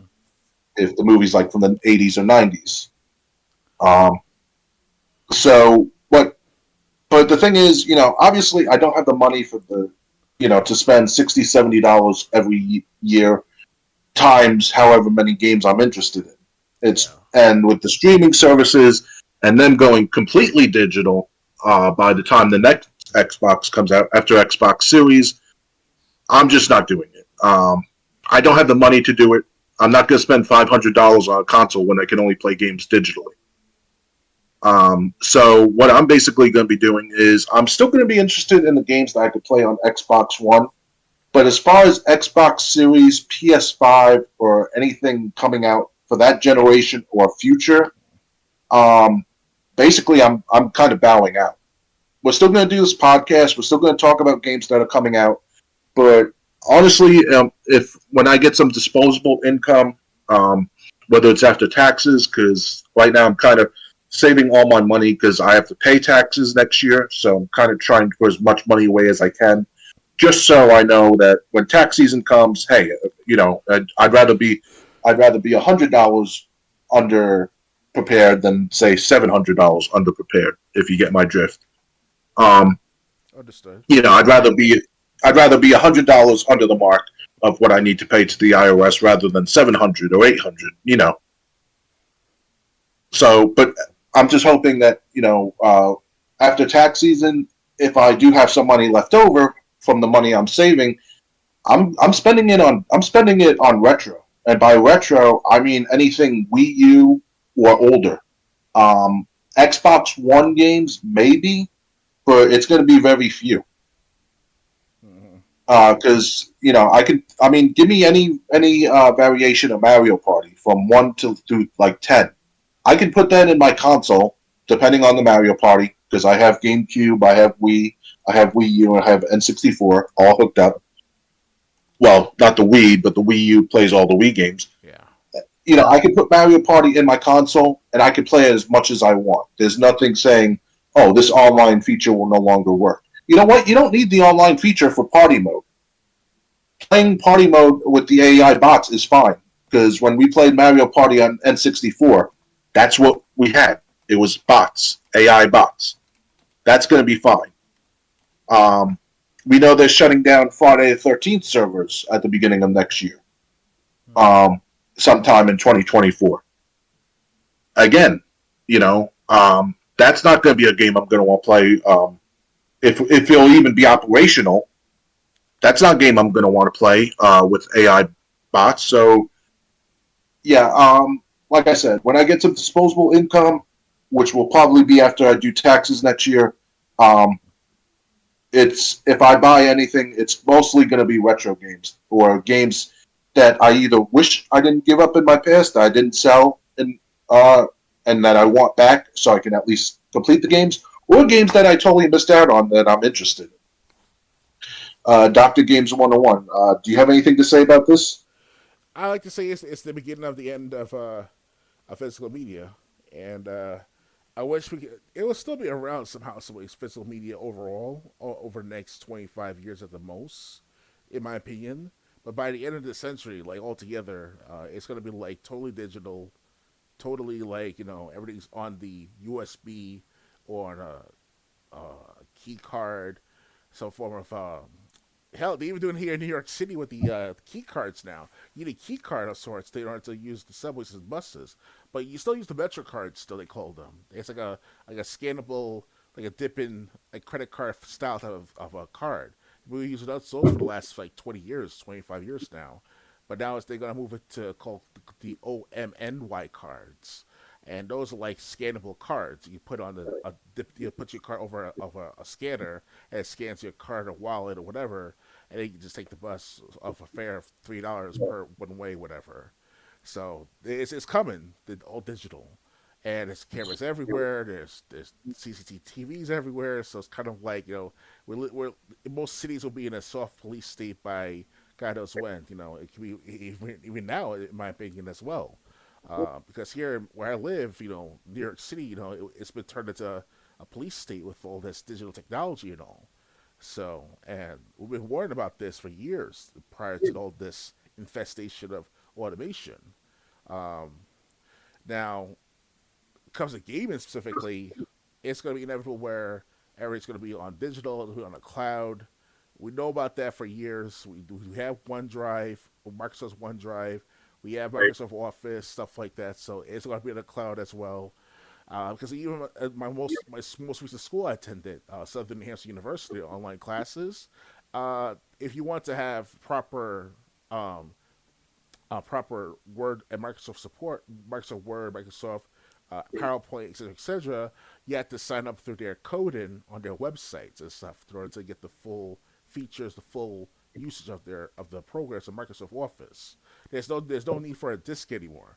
You don't have to have a laptop with a disk in it in order to install programs anymore. Yeah, my laptop doesn't even have a disk drive, Yeah, the one I have currently, the and I computer. got this laptop back in 2020. Oh wow, okay. And the PC I have is the model goes back to 2012. So I'm like, this is like the last set of disc readable PCs out there, and it's like the best PC for like gaming and such. So I can't imagine with the next couple of years if I save for that specific processor of a computer, whatever we like to call it. If it's gonna it's gonna be available for the disk drives if I need it or not. So it's a matter of time. It's only a matter of time, and it's something we can't really stop it at 100%. We can like delay it, but that's about it. That's the best we could as consumers. So that's the ones because Yeah, look at the iTunes agreements. Those agreements you sign up for when you apply for to play the games online and such. You submit, you beg, you applied for their services to be through your account, online service only, not offline. So we all submitted to it. It's too late now. We already submit those agreements. So we have to I see. don't think I don't think it's too late yet. I think if the new Xbox and PlayStation and if the new diskless, no disc models, if they can sustain business, then I think that then I think it'll be too late. But I don't think it's too late just yet. Of course not. A few more decades at the most. And I'm not even saying what physical media. It's not always. Yeah, it might disappear for new stuff, but the older stuff will always be out there.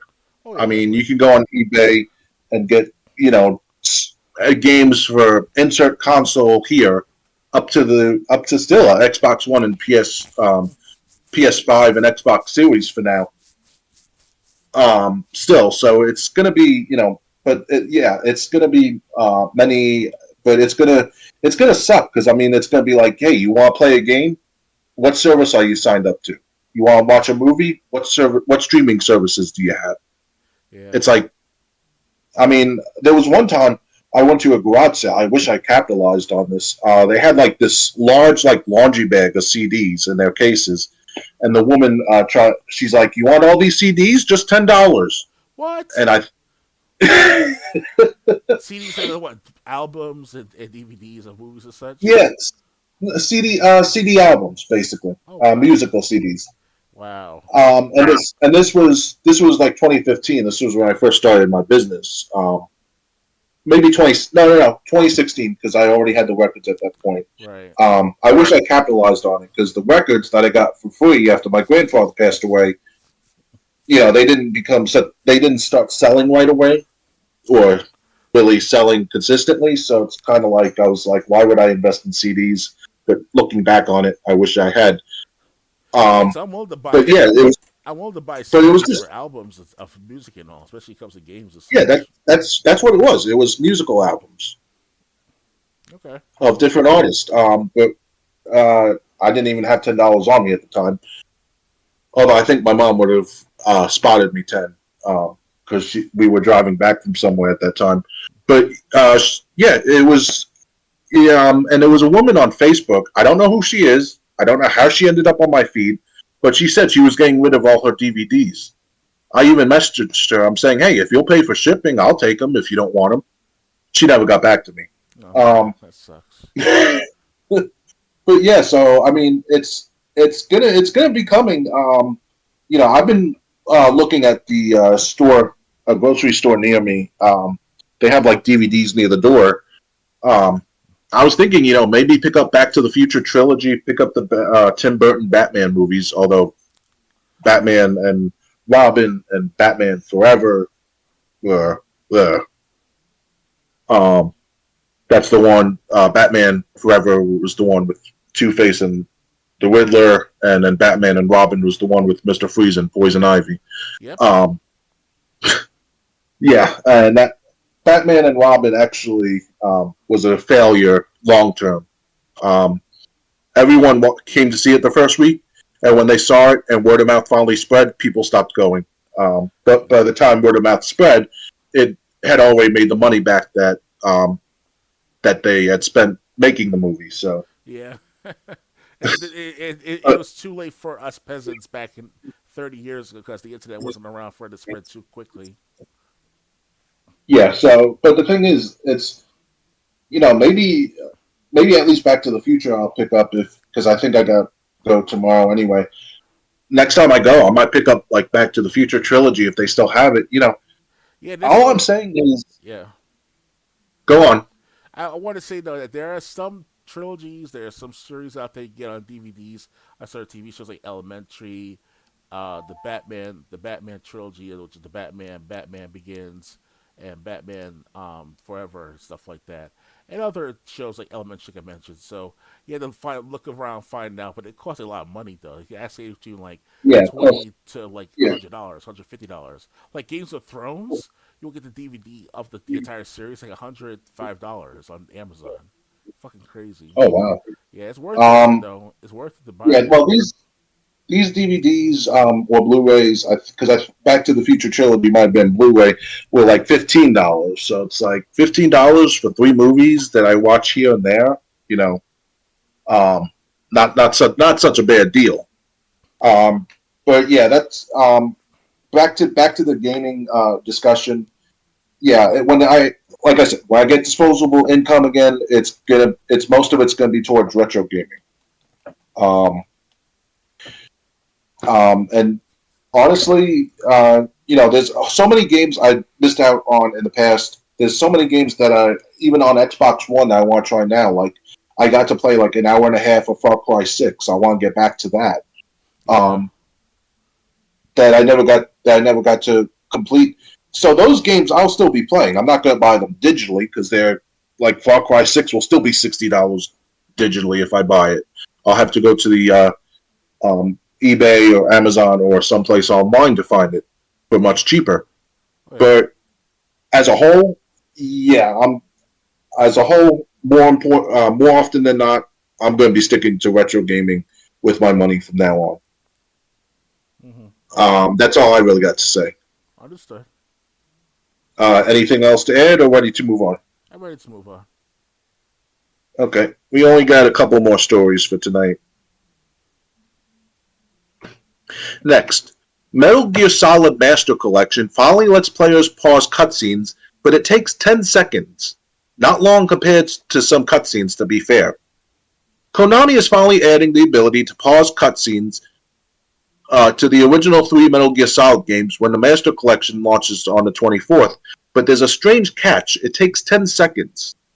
As reported by MP First, YouTuber Inducible 86SS somehow got their hands on an early copy of the game and streamed it live. They showed off the new feature, revealing that pressing the pause button during a cutscene does stop the game, but only 10 seconds later does the actual pause menu appear.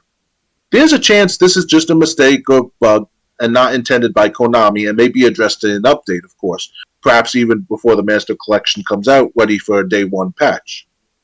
The ability to pause cutscenes has been long requested by Metal Gear Solid fans, especially after the feature was missing in the remastered collection on PlayStation 3 and 4. Metal Gear Solid 4, Guns of the Patriots, added the feature though, meaning it should in theory work as players would expect in the Master Collection versions. The series is known, perhaps infamous, for its cutscenes. The games featured in the Master Collection, Master Metal Gear 1 and 2, and Metal Gear Solid 1, 2, and 3, aren't the main instigators though, with Metal Gear Solid 4 holding the record for the longest video game cutscene at 71 minutes. Wow, I thought Metal Gear Solid 2 was long. Announced alongside Metal Gear Solid 3 Remake, the Master Collection Volume 1 is coming to PlayStation 4, Xbox Series, Nintendo Switch, and PC. It's already faced some criticism, though, as Metal Gear Solid 1 will be locked at 30 frames per second. So, what do you think of this Metal Gear Solid Master Collection? It's worth it as far as the money is concerned. It depends on who's buying it. Personally, myself, I wanted to spend $50 for the remaster of Metal Gear Solid 1, 2, and 3. Everybody's to put all four of them in them, 1, 2, 3, and 4, though. Now, that's worth a good $75 right to pay for, especially if they upgrade to the HD graphics or 1080p graphics, especially. So that'd be great right there for worthwhile for us fans who are older and then like over a certain age, whatever. But to younger fans, you gotta get it from mommy and daddy, or you gotta work for a while longer, while longer, to get the game. So if you want to go for it, go for it. Personally, myself, it would be nice if they could include the fourth Metal Gear Solid game with the Volume 1 at least to make sure people can understand the story better. Because if you include Peace Walker as well, I guess you could say that the first volume is worthwhile to have the trilogy, and then Peace Walker, Metal Gear Solid 4, Guns of the Patriots, and then Metal Gear Solid 5 as Volume 2. Then okay, I couldn't say that aspect. So yeah, okay, yeah, why not? Yeah, I'm willing to pay for it. Yeah. Well, it's not on Xbox One. It's you'd have to get it on Xbox Series. But isn't it? Can you do cloud gaming for the volume? No. Not that I know of, no. Oh, okay. If they can do cloud gaming, I could buy it for the Xbox One. That is, that's if they allow it to. Yeah, I gotta say, I'm not really a fan of the collection. Like, I got Metal Gear Solid 2 already available for sale in the store if someone wants to buy it. It's just a disc. Metal Gear Solid 1, I played through so many times. I think that's one game I actually know all the secrets to. Yeah. Metal Gear Solid 3, I was not really a fan of. And if I really wanted to play Metal Gear or Snake's Revenge, especially with what I said before, I haven't checked the prices lately. I'll check that now. But last I checked, the NES games were if they're on this series because they bought up all of them. Last I checked, they were like $8, but that was years ago. I wonder how much the Metal Gear and Snake's Revenge are now if they're on this collection because like I said, it bought them up. Yeah. So let me see. Metal Gear NES, it's $11.53 loose. So that's not bad. And Snake's Revenge, $12.72 loose. So instead of like $16, it's like $24, $25, maybe a little more after tax. So yeah, if I was going to spend my money, it would be on the actual NES carts.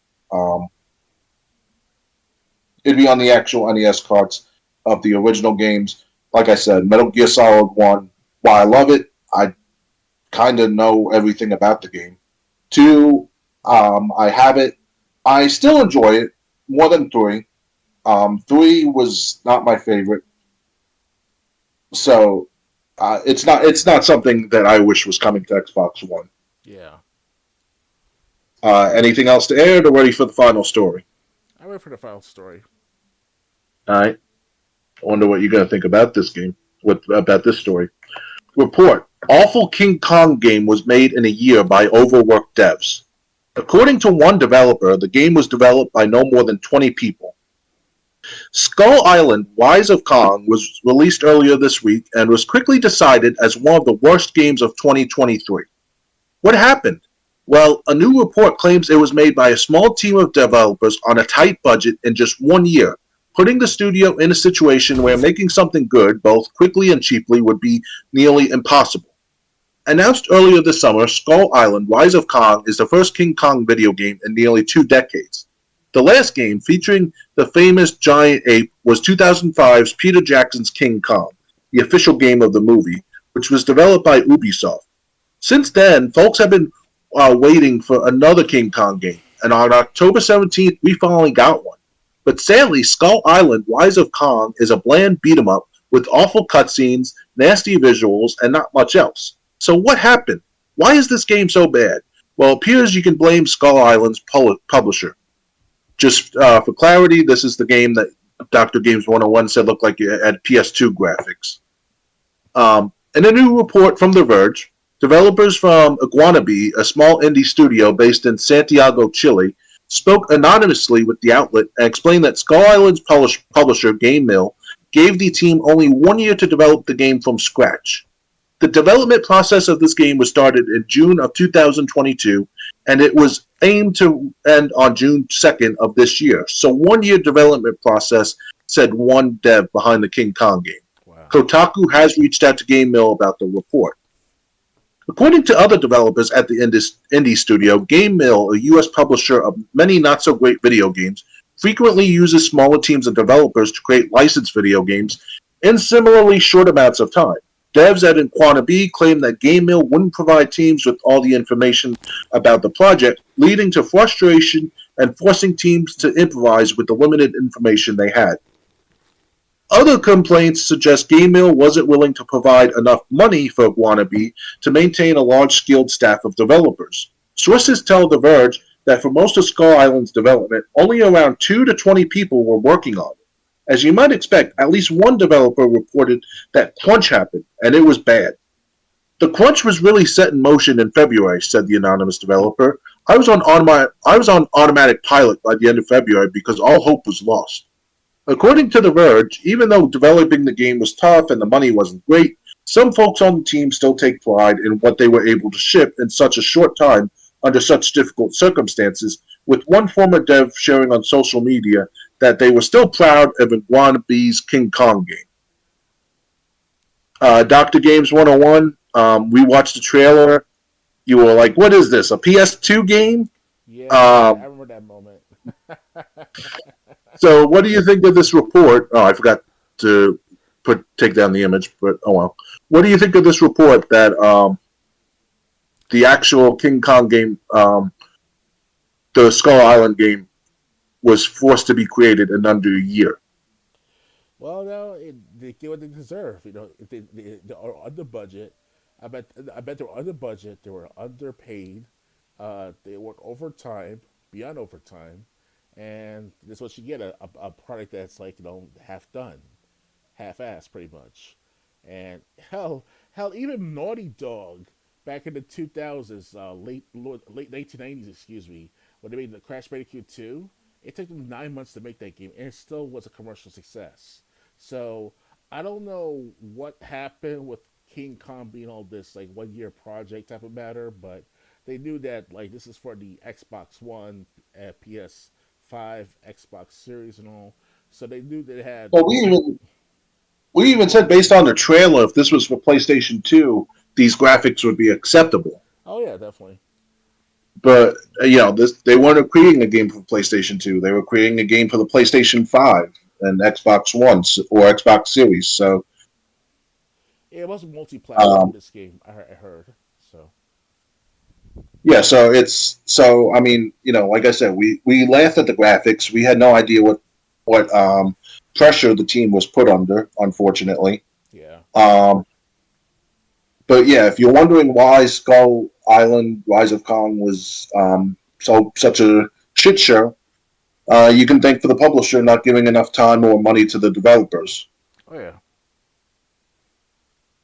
So anyway, that's it. That's all the stories we have for tonight. I hope you enjoyed this episode of Let's Discuss Gaming.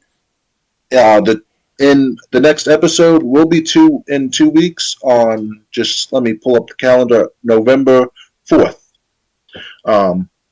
So and we're going to try to start again at 9 p.m. Eastern. Um, Tomorrow, I do plan to stream. I do plan to stream. What was I going to be streaming? Now I can't remember. I hate it when that happens. Doctor Games 101. Do you have any plans for tomorrow on Twitch or YouTube or any video plans whatsoever? Not tomorrow specifically. Like I have other things to do that day, most likely. Um, Personally, myself, throughout the week or two, like I said, I'm always doing tournaments with Z League and all. That's my main to go for making some kind of money, even if it is a few dollars here, a few dollars there. Um, I'll try to make some time. Like I did last week with Apex Legends for the Friday the 13th stream I did the other that day. So maybe for Halloween I could do something like that. I'm not sure yet, but I'll keep you guys posted on Twitter. So check me out on twitter.com/, Dr. Gaben 101. You'll see my updates. Yeah. So I mean, yeah. So I'll be streaming something tomorrow. I don't. Not sure what, but I do plan to play something Sunday. Monday through Friday, it really depends. I work from morning till the evening time. I try to get off early on Fridays, um, but Friday I was just so out of it after work. I was just so exhausted. So, Yeah. but like I said, we were doing the podcast tonight. Sunday, obviously, I'll be streaming, um, and it'll just be going from there. Monday through Friday, I'll try to create something. If I'm not totally agitated or exhausted from work. Mm-hmm. Um, but yeah, so I hope you enjoyed this. I hope you'll join me tomorrow with whatever game I do stream. Um, I hope and I hope you'll join us in 2 weeks for the next podcast. Until tomorrow. Good night, everyone. See you guys later. Happy Halloween.